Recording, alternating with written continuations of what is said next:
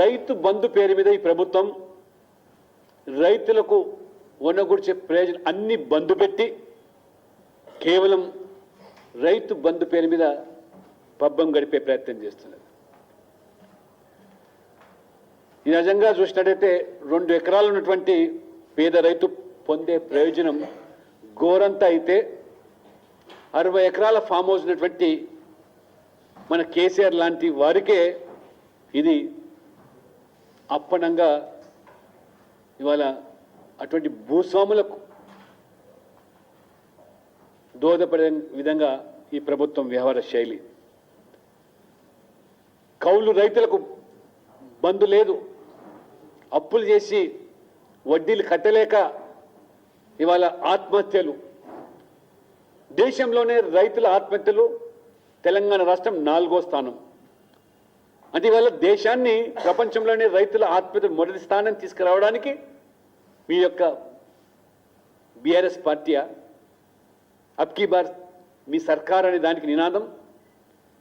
రైతులు ఉసుసు పోసుకోవడానికి మీరు జాతీయ స్థాయి రాజకీయాల 50 లక్షల మంది రైతులు రైతు బంధు పేరు మీద లబ్ధి పొందుతారని చెప్తున్న మీరు ఉన్న పలంగా దాన్ని 70 లక్షలకు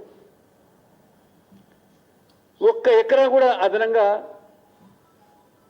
సాగు భూమి పెరగకుండా 20 లక్షల రైతుల సంఖ్య ఏ విధంగా పెరిగిందో ప్రభుత్వమే దీనికి జవాబు చెప్పాలి.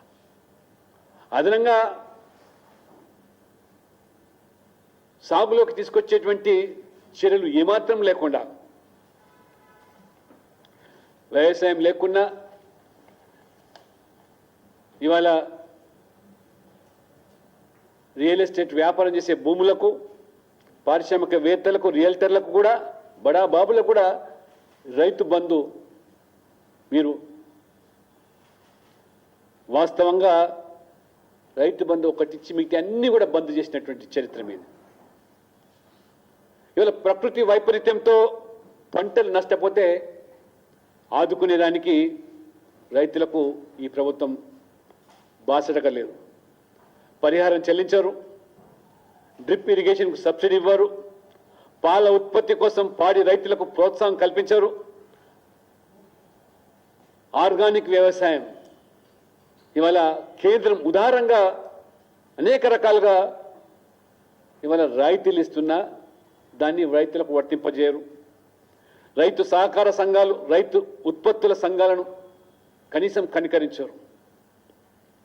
ఇవాళ కేసీఆర్ యొక్క విధానాల వల్ల తెలంగాణ రైతుది ఆదాయంలో 25వ స్థానం, అప్పుల్లో మొదటి 5 స్థానం.